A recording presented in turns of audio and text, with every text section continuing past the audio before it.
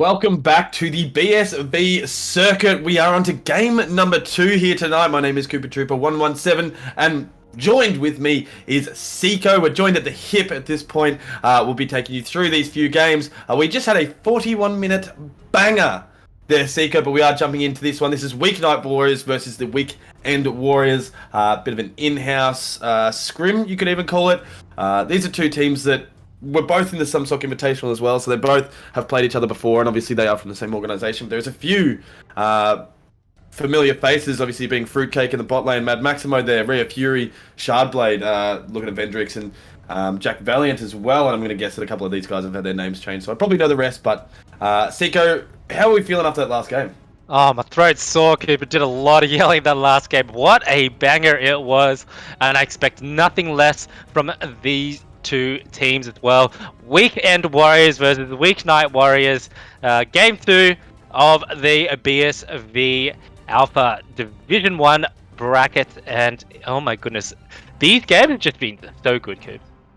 Yeah, I mean, that was a great game, and I mean, if this game and the rest of these games can follow in its footsteps, we are going to see a huge 10 weeks of this split. I just want to mention something quickly as well. We are seeing the Varus and the Tristana bans, which is funny because we saw them in the last game, but also a Cogmore ban coming out, Seiko.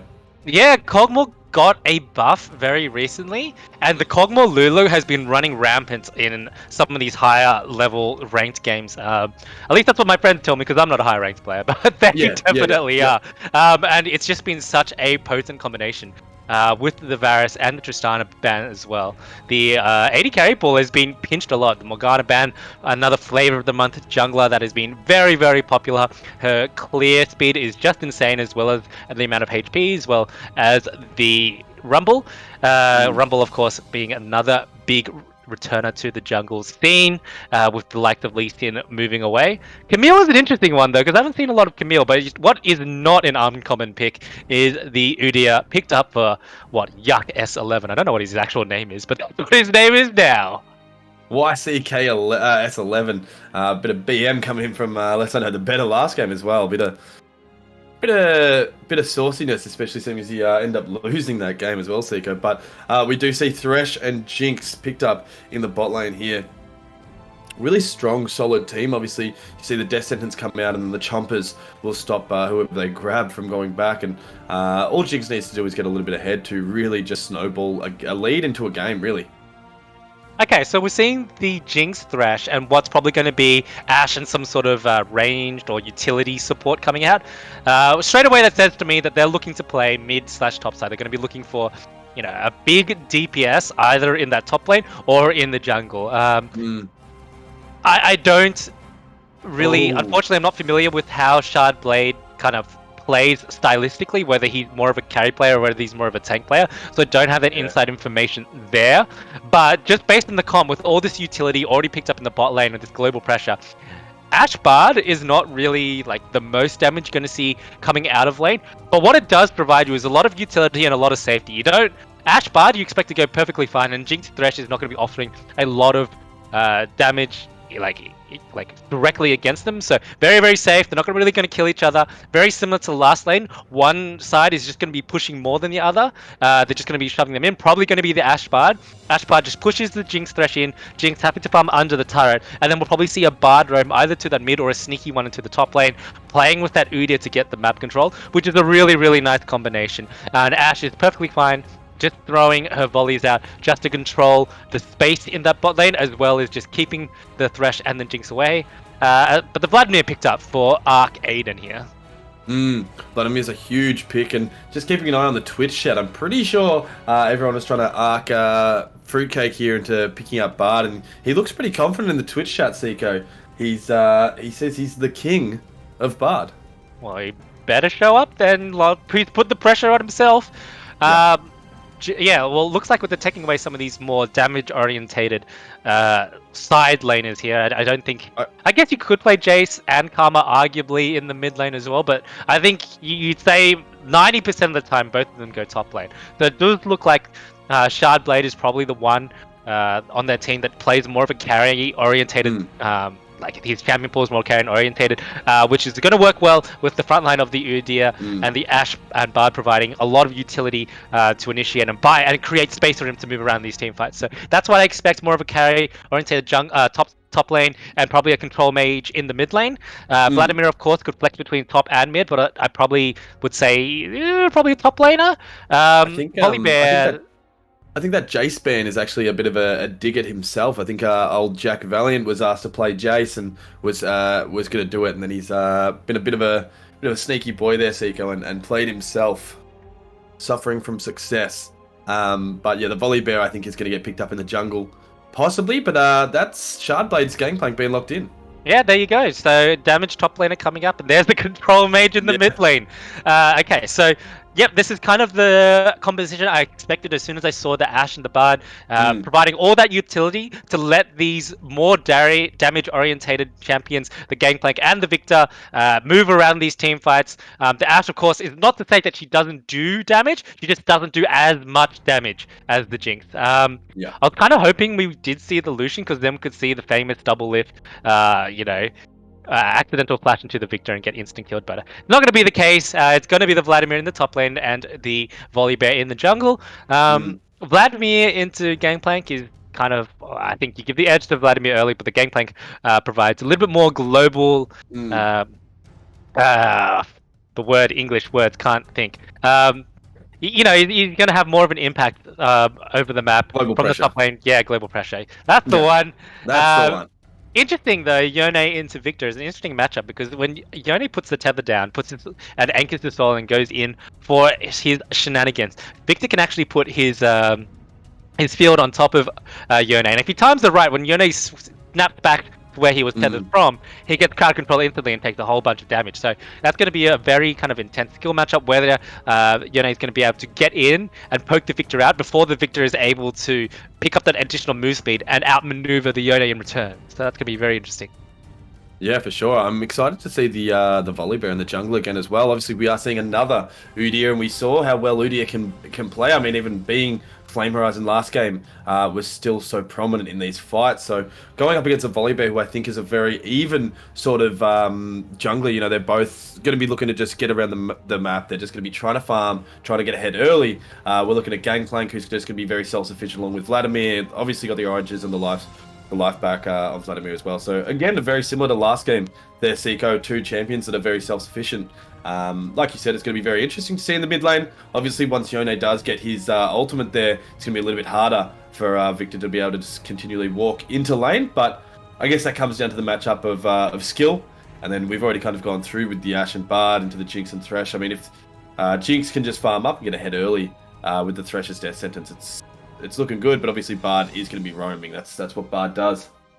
Yeah, we've got two stylistically almost identical junglers. They're kind of, I see, I run, I stun, right? Both of them. Yeah. The one thing, of course, the Volibear has the actual, like a real ultimate. Udyr doesn't actually have a level 6. Got the Phoenix Dance, which doesn't really count. Volibear has the ability to get just that kind of super tank form once in a while, though, right? Because you can't, if you don't have access to that ultimate, you're actually losing in stats to the Udyr in terms of raw ability to skirmish and stuff like that. So I expect to see a lot of attention in this mid lane. Probably leaving top lane on an island. With the amount of utility available in the bot lane, the potential for ganks is very real here, because Thresh, Jinx, both very vulnerable to ganks. The Thresh does kind of help out the Jinx, but the Thresh himself is quite vulnerable as well, because neither of them have a dash, none of them have any form of additional movement speed. Same with the Ashe. The Bard also doesn't have a dash, but has his magical journey to get away if necessary. Both have a little bit of utility to get away, but they're also very kind of susceptible to point and click crowd control coming in, right? So if the Volibear or the Udyr find either of them overextended and are able to get kind of like the flash stun in, the kind of crowd control combination where they lock down the other person before they're able to get any of their utility off could be enough to see kills in the spot lane. Very interesting to see whether they choose to pass the mid or the bot side of the map. Yeah, 100%. We can only talk about it, Seiko. We can only talk about it so much, but we are going to take a very, very short break and jump straight into this game, which is game number 2 here at BSV Circuit. This is the Alpha Division Week 1, Game 2. Do not go anywhere. We'll be right back.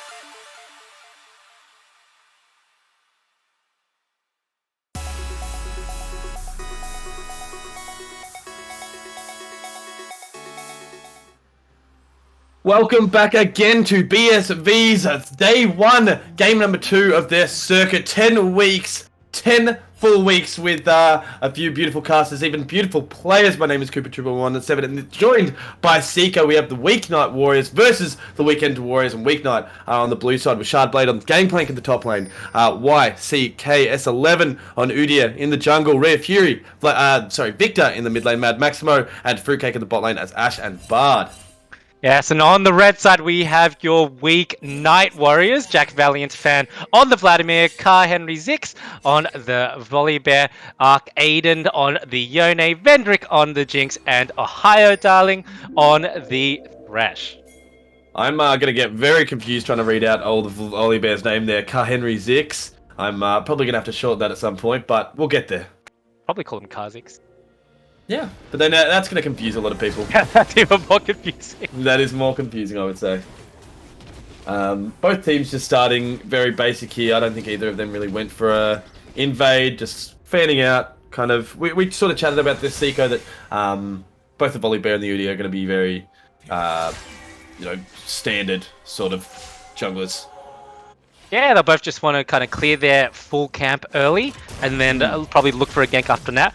What's interesting, though, is they're going to be pathing in different directions, because they're directly mirroring each other, right? So, Udia started on his red side, Volibear started on his red side as well, but it's going to leave them on opposite sides of the map. The Volibear going to end up on the bottom side of the map once he clears his jungle. Then the Udia is going to end up on the top side of the map once he clears his jungle. And pretty sure both of them are going to go for the full clear. Yep, both of them on Raptors now.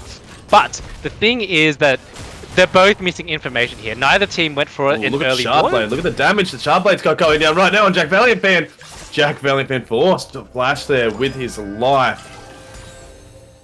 Yeah, don't see that a lot in the GP Vladimir matchup. Normally it's pretty even, but the early level 2 just not respected by Jack Valiant. So he has taken that chunk of damage now. He is choosing to stick around as Vladimir want to do. They have that sustain, but I don't know if he's going to be able to keep this up. He just doesn't want to lose that big lane under the turret. Arcaden's still going heavy on Rare Fury, but not too much damage coming out. I'm surprised we didn't see the Tristana coming out from Rare Fury. Obviously it did get banned, so they probably took the Tristana off him to... Ooh, Descendant's going wide. Yeah, Tristana just such a strong pick at the moment. It's definitely bannable. I'm surprised we saw the Varus ban as well.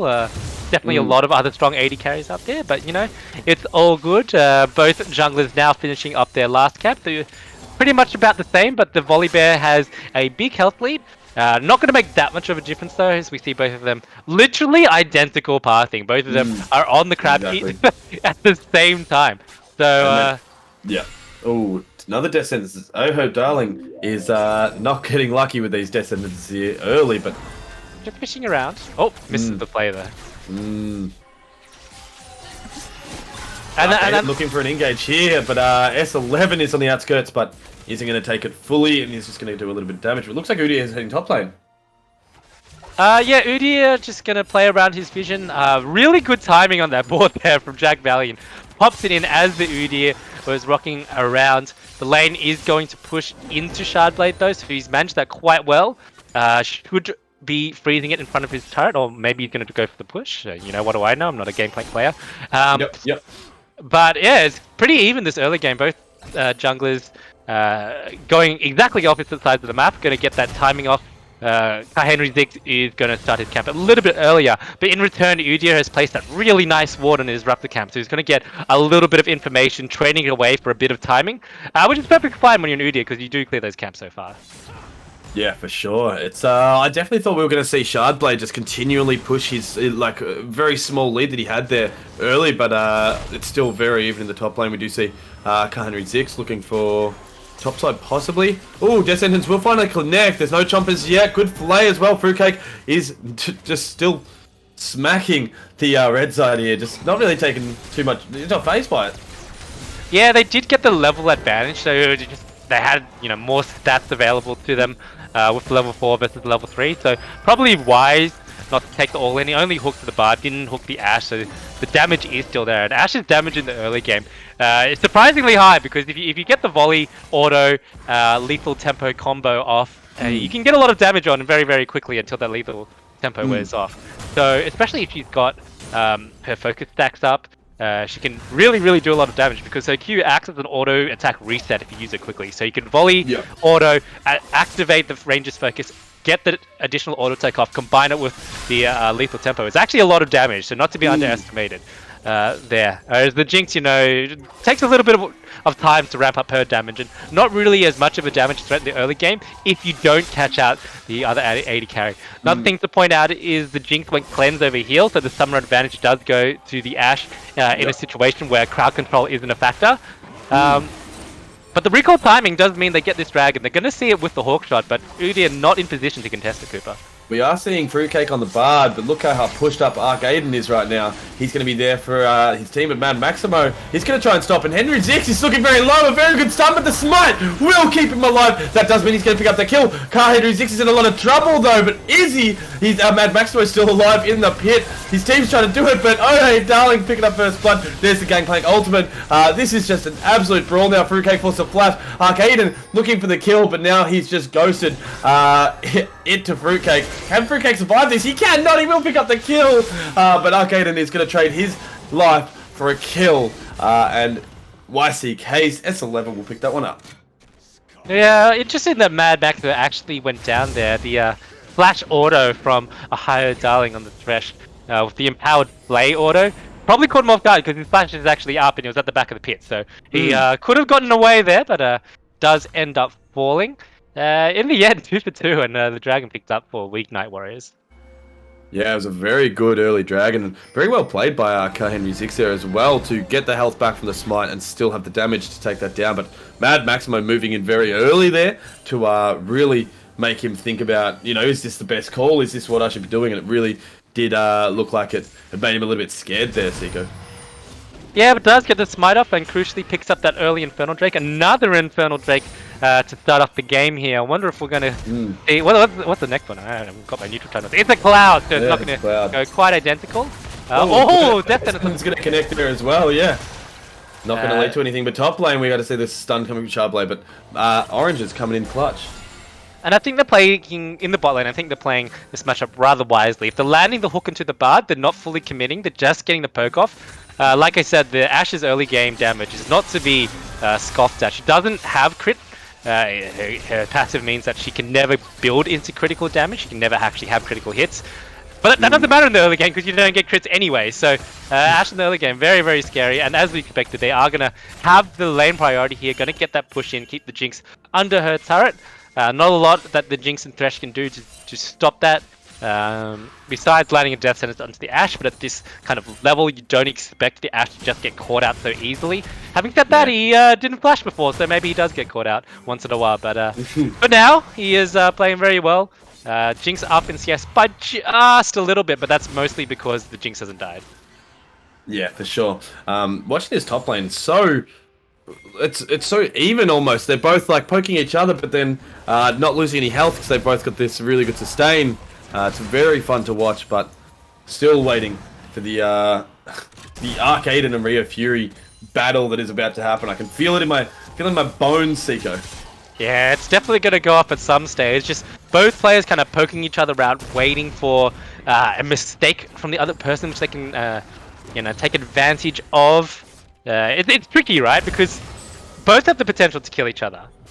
But if you don't initiate in the correct way, you're both dead.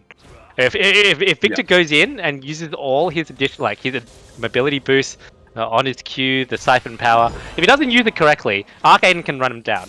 And the same token, if Arcaden uses his Soul Unbound, but doesn't get enough damage onto the Victor. Good is going to connect with Fruitcake, but not going to be able to do much else. Fruitcake is just an absolute force to be reckoned here. Oh, Arcaden going to go in. Red Fury putting the circle down a little bit early. Death Sentence, ooh, just misses. Out of range. Yeah, it's good to keep fishing for those death sentences. Like, oh, 100%. You miss every hook you don't throw, right? I was just gonna say you miss every hook you do not throw. So just gonna keep throwing them. I'll do what I want. No, you don't. No, it's not allowed. The OG gang, back at it. Man, we haven't cast together since Daft Punk was together. I know. Been a while. What a time to be alive. Oh, what a very sad time to be alive. Robot love, I think is what I'd call that. Rest in peace. Yeah. We just saw Shardblade head down to the mid lane there for a little bit. I think. Oh, look at Arcaden just playing very saucy on the tower, taking a couple tower shots. He just. Yeah, well, he's gonna back anyway, so a little bit of health doesn't really matter. Of course, Rhea Fury is gonna probably look for his back soon as well. He's sitting on 1.4k gold. Doesn't want to be sitting on that for too long. Probably just gonna shove in this wave and get the reset off. 20 seconds until the dragon spawns. Only a cloud dragon, but the dragon stacking in this early game very, very important for both these teams. The mobility, especially. Both teams are very mobile in pretty much every lane, so that mobility would be massive. Well, it's only a cooldown reduction on the ultimate in this. For just a single cloud dragon. You don't get the mobility. Until it's the soul. Oh no, he has made a big mistake. But it's not gonna. Oh, it might happen though. Oh, the flash from. Oh, who was that flash from? Well, the Udyr flash, but Udyr flash. Yeah. Fruitcake really showing us why he is the king of Bard. He's Henry Zix, I should say. Ultimate is available. The Super Mega Death Rocket does connect. Not going to do too much damage to the champions, but will destroy some of those minions. Descenders will connect. So if you're double play, like I see, 11 is looking very low. Henry Zix is going to keep going in. He's going to get a double kill for his team there with the Thresh. Fights breaking down mid lane and bot lane and top lane. Shardblade looking very low. ADC versus ADC in the bot lane. Level advantage for Vendrick. Yeah, and that's just that ultimate right there is the differentiating factor between Udyr and the Volibear, right? That Stormbringer gives him just that little bit of burst that he gets, like just once in a while he has it. It's such a long cooldown between ultimates, but it's the one real difference between the Udyr and the Volibear pick. Volibear outside of his ultimate. Oh, good flash from Darling from the Frosted Crystal, the Enchanted Crystal Arrow. Sorry. Oh yeah. Volibear outside his ulti probably has a worse skirmish than the Udyr, but when he has it, he just has that ability to burst through your HP bar just enough to like cause you like question whether. Fan here, he's got him stuck. He got himself stuck here. He's had to use the pull and the flash. Shardblade looking. He has the flash available. He's going to take it. He is going to get the shot off, take the kill, and a couple of tower shots. But look at Rhea Fury. He's stuck here again. Arcaden is going to have to go back at some point. Henry Zix looking for a kill. There's the ultimate. He does not have flash available. He's just trying to run away. He's doing a heap of damage, but I don't think it's going to be enough. Will not be enough. Henry Zix going to cheek that kill away. But now Shardblade is on the board, and I think this is where he's going to start firing up, Seiko. Yeah, so a really nice individual kill there. Pretty even CS though.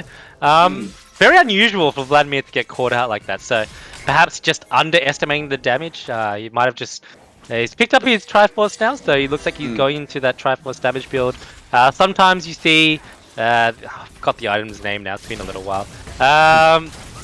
The other one! The other Triforce, yeah. Fruitcake taking heaps of damage here. Look at Vendrix with this Mega Death Rocket flashing forward. Will not get the kill. Fruitcake on such low health right now. Just trying to recall behind the tower. Vendrick actually didn't take too much damage there, but yeah, it was less than 30 health that Fruitcake was left on just then. I was about to say, when I clicked on him, he had 20 HP, Cooper. Living by the hairs of his chinny chin chin. I don't think Bard has hairs on his chin. I'm sorry.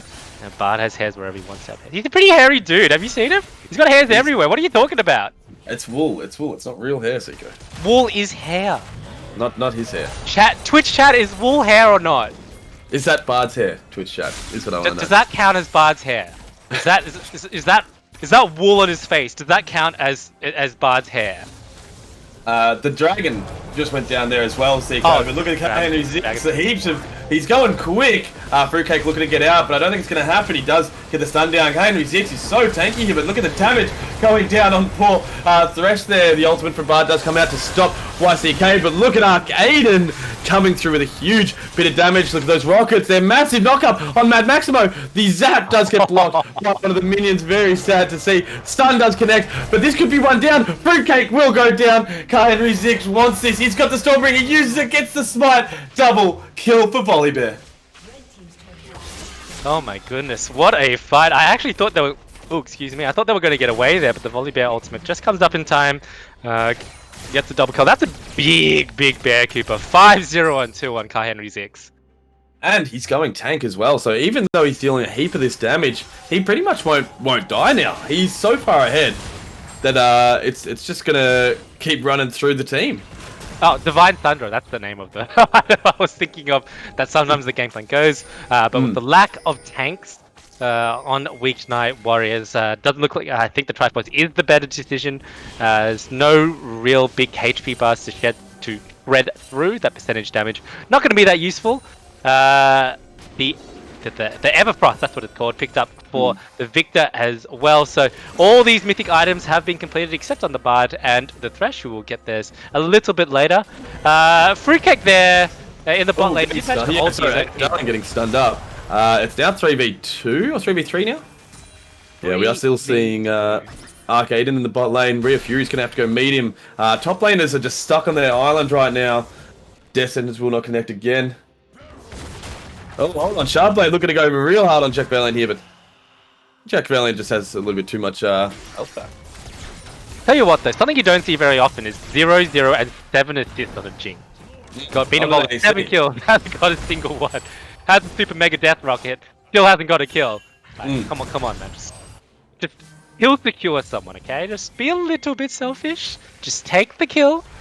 Just get in there, just trade your life for a kill, get on the board. Seiko, what kills will Volibear get if Vendra keeps taking them? But yeah, just what? Yep. What? What kills will Volibear get if Jinx keeps taking them? He doesn't need kills. Not his job to get kills. That's a big bear. We want to stay big. He can be a big bear without kills. Volibear just naturally gets big, so I think he'll be fine. Give the kills to 80 carries, board. Bigger bear. Okay, I mean, if you were Weeknight Warriors, who do you want kills on? Do you want it on your Volibear or your Jinx? Volibear. Okay, whatever. This is why you're still at Silver Cooper. I'm in bronze, thank you very much. Oh, well, that's why you're still in there then. In the meantime, we have this really bad habit of talking when dragons are being taken. That is 3 dragons now. For the Weeknight Warriors, we see Arcaden playing around a Refury once again. He does get the stun down. He's running over to the ultimate coming up from Arcaden. That could be the change. But look, a massive bear coming out from the brush. Double flash going down, but not going to get anything for it. That is one big bear. There's not many things scarier than a 502 bear running at you. Oh, that's the Fury. Rhea Fury, there's the Bard ultimate too. Look, they're trying to set it up. The choppers are down. Does not matter. Fruitcake stops him from getting out. And, looks like he's going to keep chasing poor Jinx. Not going to keep going, but Kai Henry Zix is still trying to chase Rhea Fury, even though he's behind the tower at this point. Doesn't know he's there. Look at this. Oh, he's in the bush. He wants this. Oh, he doesn't. Oh, he knows. He knows too much. He knows. He knows. Oh no, he's going to die. Oh no. He's got the stun down as well. The Everfrost coming out. No. Down Kai Henry Zix. I think that was a shutdown there. 500 gold. Oh, Rhea Fury. Yeah. Really nice pickup there for Rhea Fury. He's going to be very happy with that. Kai Henry Zix, though, I think you're trolling your team. And this is why you give the kill to your 80 carries, because he doesn't do stupid stuff like that. It happens. These things happen. He was trying his hardest, and that's all we can give it to him for it. I do think that we need to start seeing some dragon fights. So, like I said, the flash coming from Arcade, and he's gonna have to go back at some point. Rhea Fury knows this. He's running around. He's a little happy feet. Rhea Fury on the Victor, being able to walk around Arcade and not let him get the death mark off there.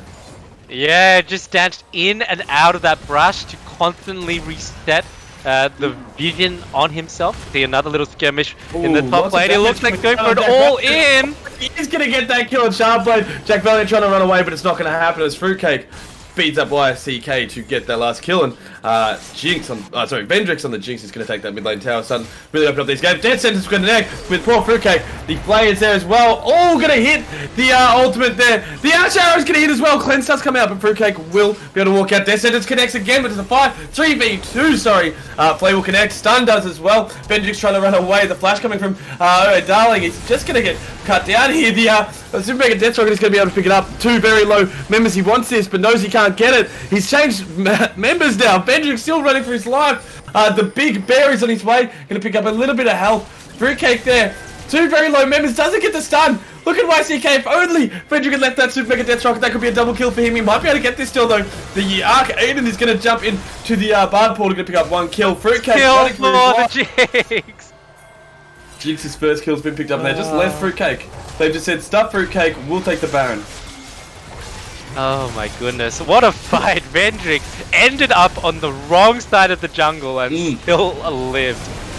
Oh, Jack Valiant going down so low, heaps of damage. Rhea Fury just going to pick him up as the last one there, and Arcaden stuck between the Baron. Nope, just going to jump over. Fruitcake looking low. Baron's going to do more damage than both teams.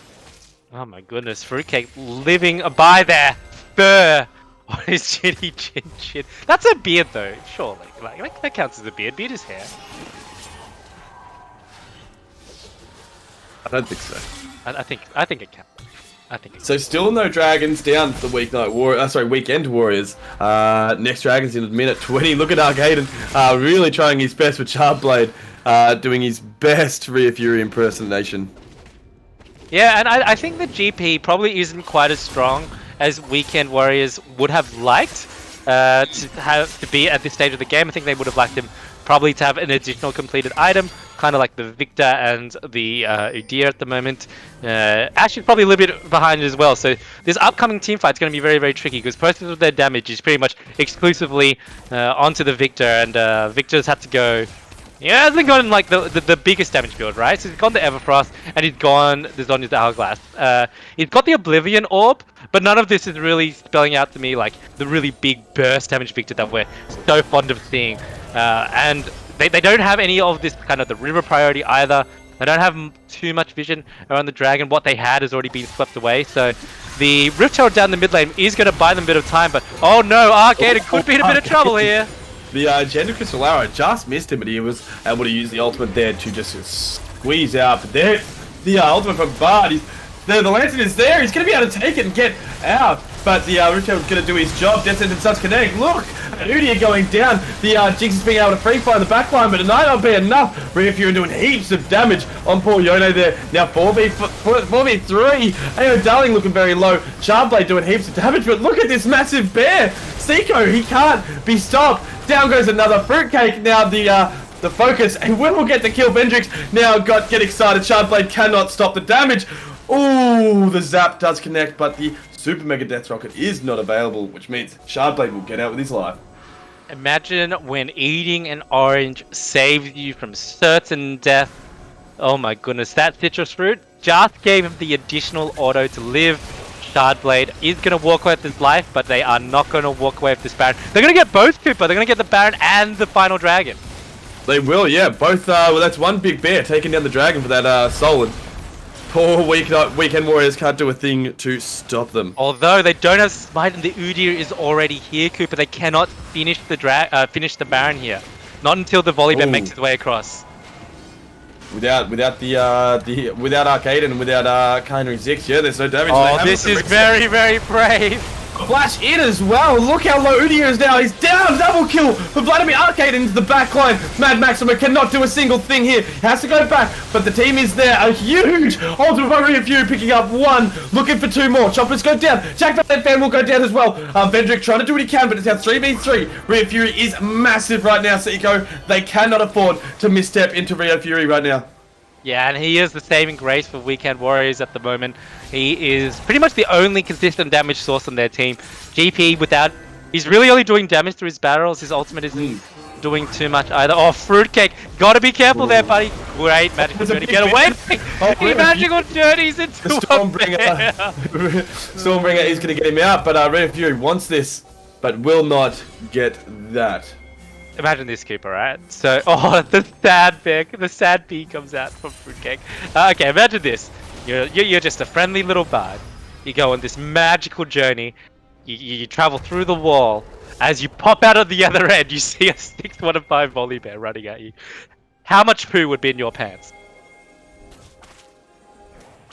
He tried, he really did, but the saving grace is Rio Fury massively behind you there, making sure that bear can't touch him anymore, and that really is, like you said, saving grace for Weekend Warriors. As I say that, Arcaden, he's going to get stunned up here, lots of damage, the flash for the lantern. Every Thresh main's nightmare just happened in front of us, ladies and gentlemen. Take the lantern! I tell you what though, Cooper, that flash there against that particular part of the terrain is really difficult to do because you have to be right against the wall. You can't actually click flash on the other side, or I'll finish that sentence in a second.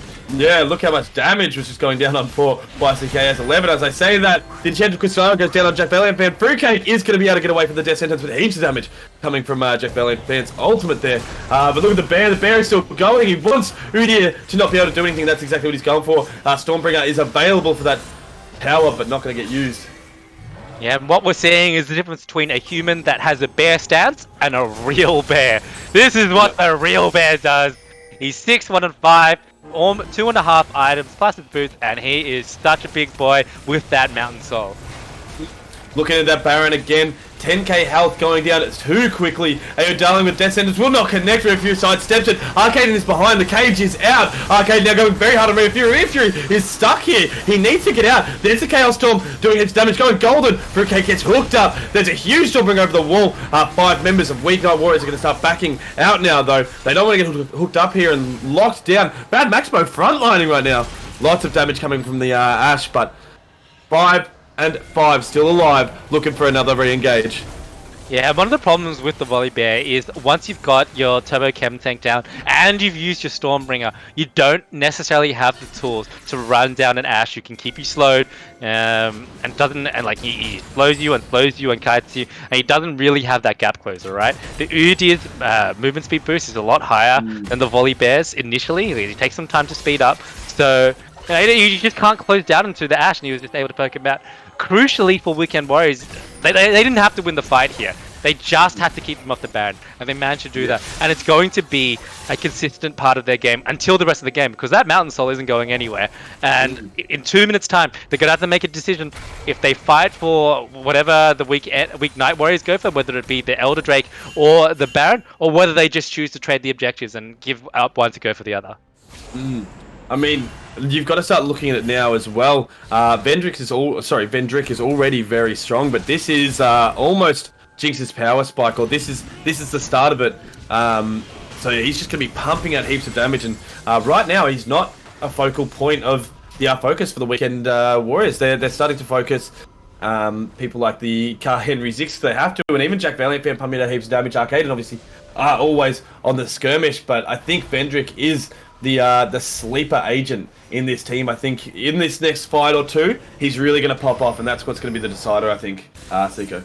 Yeah, and the key to these team fights for the Weekend Warriors is giving Fury on that Victor the space to move in and out of these team fights. If they can control where the Volley Bear and the Vladimir are going, and even the Yone as well, if they can control where those three are applying pressure to their death ball, and let Fury navigate freely in these team fights, they can win it because he's really, really strong.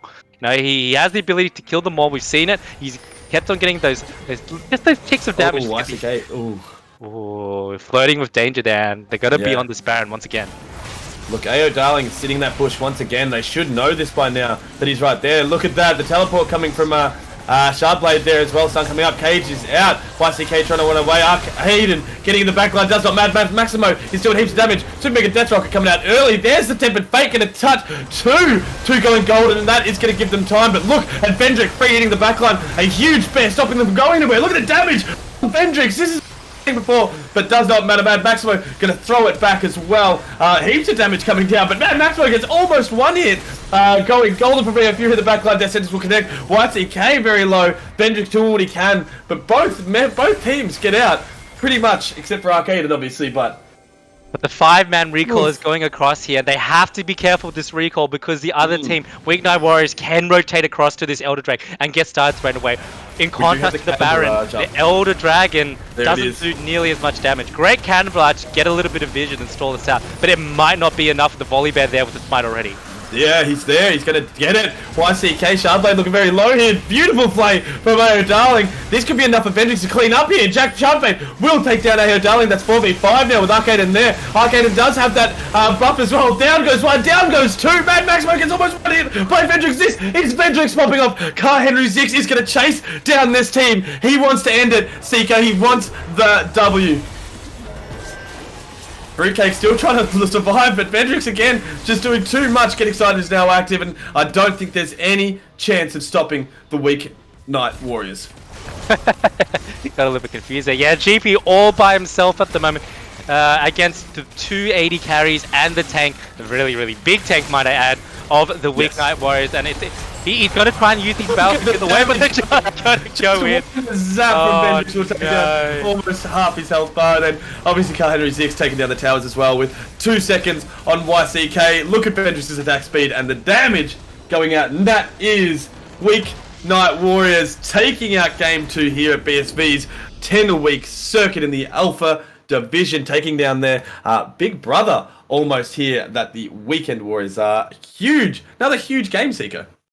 Oh my goodness. And if you betted on the Weekend Warriors, if you were part of the 68% of people who thought Weekend Warriors is going to win, well, goodbye to your points. But if you were part of the 32% of people that thought Weeknight Warriors were going to win, well, congratulations, because you've got a whole bunch of channel points coming your way, one step closer to that VIP status. But what a game, Cooper, between these two teams, so intimately familiar with one another. And I thought to myself during this game that, you know, as far ahead as Weeknight Warriors were, with the Victor, with Fury and that Victor playing so well, anything could have happened. And just the camel, the straw that broke the camel's back was just picking up that Elder Dragon at the end. The 4-man recall leaving the GP all by himself trying to defend that Elder Dragon just wasn't enough. I think they relied on the Cannon Barrage, and Shardblade, unfortunately, on that GP just wasn't able to get into the game, establish himself as much as he would have liked. And you can look at the composition, and you see what they were trying to do. They have so much kind of like area control with the Victor, with the Ashe, and the Bard, right? They have so much zone control. Even the GP provides a lot of zone control. But the problem was the GP never really came online, and Ashe just didn't quite have the damage to cut through that really big volley bear. So in the end, just well played by the Weeknight Warriors, and arguably a bit of an upset in this first round. Maybe 2 100. Upsets if you count Desire versus sorry, what was the name? This.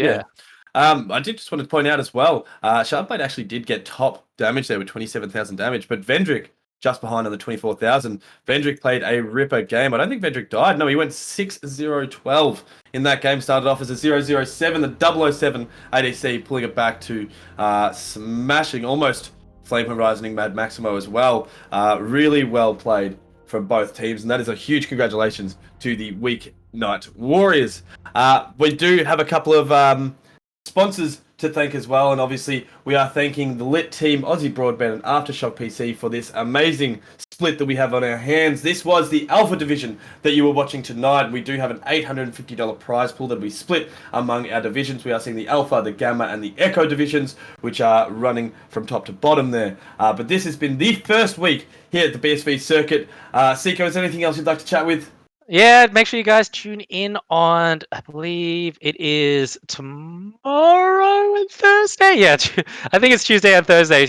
I really should know this a little bit better, seeing as I helped organize. Yeah, so I'm pretty sure we've got our Echo division tomorrow, as well as the Gamma division on Thursday. Just briefly running through the prize pool for the Alpha division, with thanks to our sponsors at the Lead Team, Aussie Broadband, and Aftershock PC, who have helped make this tournament possible. Alpha division first place, $160. Second place, $130, and third place, $110 to make up the $400 prize pool for the Alpha division. And we will go through the prize pool for the other divisions on their respective days. I think on tomorrow we've got, I think it's Gamer Joe M and Rogue coming with you, bringing you all the action tomorrow. Of course, if you want to know who is playing, the announcements are up out from thanks to our graphics department. They have made these wonderful graphics to see who is playing, and of course the schedule will be released shortly. But apart from that, it's been a great night, Coop, of some really, really good games. Very entertaining. I think we're in for a wild adventure on these Monday nights with the Alpha Division. Thank you for joining me at the BSV's first hot tub stream here, Seiko. I mean, BSV's first circuit stream. Yes, but until tomorrow, until tomorrow, Seiko, we'll see you there, or you might not see us, but we might be back next week. But please join us this week to watch the other divisions. See you later.